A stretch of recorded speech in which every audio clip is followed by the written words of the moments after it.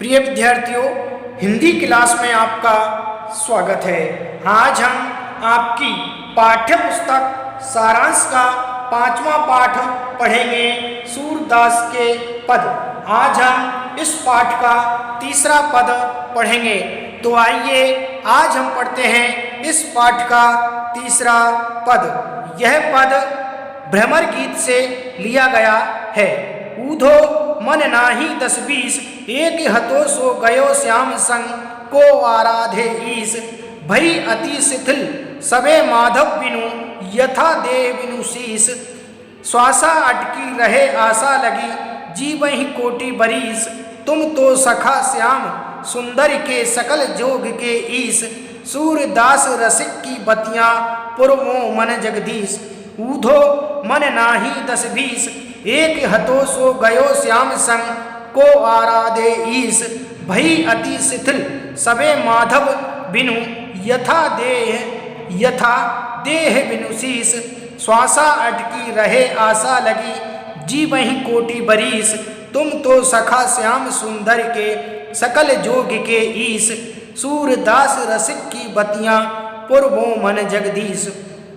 ऊधो मन नाही 10-20, एक हतो सो गयो श्याम संग को आराधे ईस।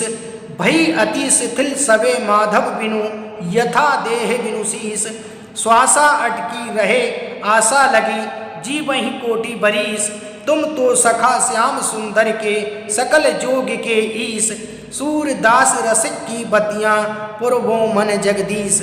यहाँ पर ऊधो का अर्थ है उद्धव, हतो का अर्थ है था, आराधे का यहाँ पर अर्थ है आराधे का यहाँ पर अर्थ है आराधना करना या उपासना करना। ईश का यहाँ पर अर्थ है ईश्वर। शिथिल का अर्थ है ढीली या ठंडा। शिथिल का अर्थ है ढीली या ठंडा। यथा का अर्थ है जैसे। देह का अर्थ है शरीर। जोग का अर्थ है योग।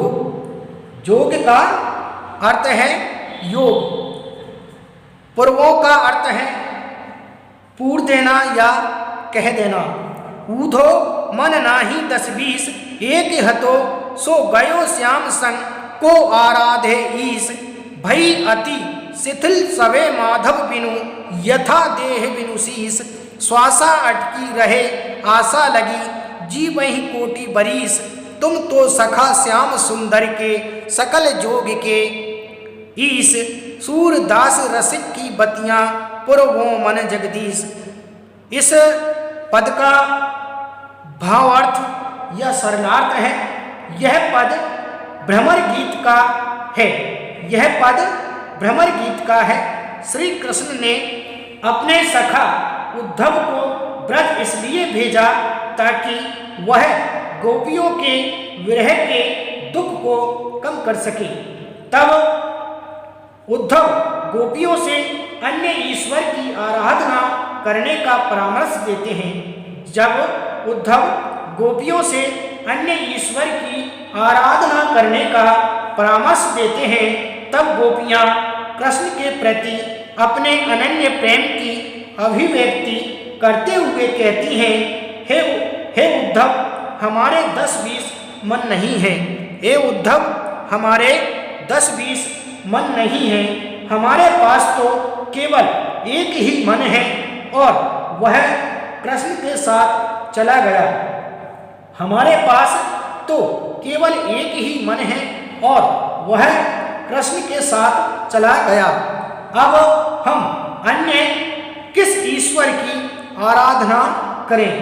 कृष्ण के अभाव में हमारी सभी इंद्रियां शिथिल हो गई हैं। कृष्ण के अभाव में हमारी सभी इंद्रियां शिथिल हो गई हैं।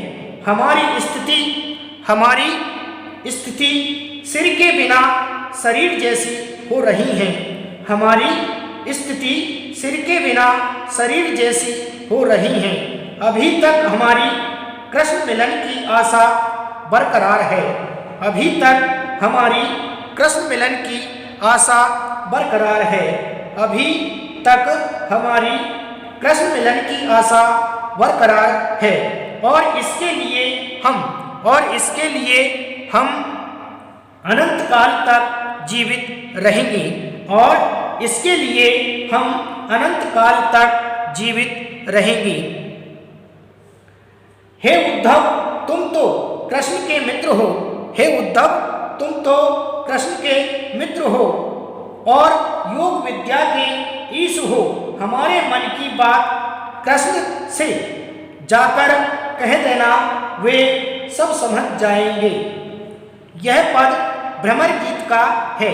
श्री कृष्ण ने अपने सखा उद्धव को ब्रज इसलिए भेजा ताकि वह गोपियों के विरह के दुख को कम कर सके।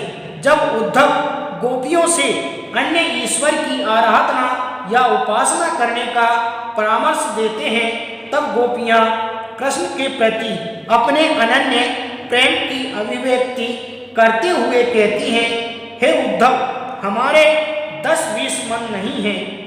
हे उद्धव, हमारे 10-20 मन नहीं हैं। हमारे पास तो केवल एक ही मन है और वह कृष्ण के साथ चला गया। अब हम अन्य किस ईश्वर की आराधना या उपासना करें? कृष्ण के अभाव में हमारी सभी इंद्रियां शिथिल हो गई हैं। कृष्ण के अभाव में हमारी सभी इंद्रियां शिथिल हो गई हैं। हमारी स्थिति सिर के बिना शरीर जैसी हो रही है। हमारी स्थिति सिर के बिना शरीर जैसी हो रही है। अभी तक हमारी कृष्ण मिलन की आशा बरकरार है।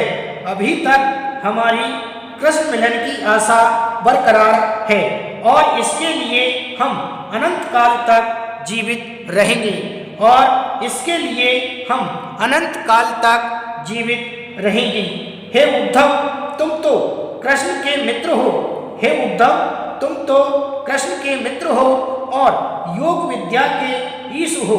हमारे मन की बात कृष्ण से जाकर कह देना, वे सब समझ जाएंगे।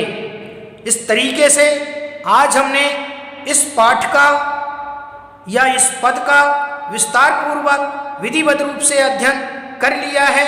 आप इस पद को अपनी उत्तर पुस्तिका में लिपिबद्ध करें और इस पद को 2-3 बार घर पर अच्छे तरीके से पढ़ें, इसका भावार्थ समझें और इसे अपनी उत्तर पुस्तिका में लिपिबद्ध करें ताकि आपकी परीक्षाओं में इनसे संबंधित प्रश्न पूछे जाते हैं तो आप बड़ी सरलता और सुगमता के साथ उनका उत्तर दे सकते हैं। आज के लिए इतना ही, शेष कल पढ़ेंगे।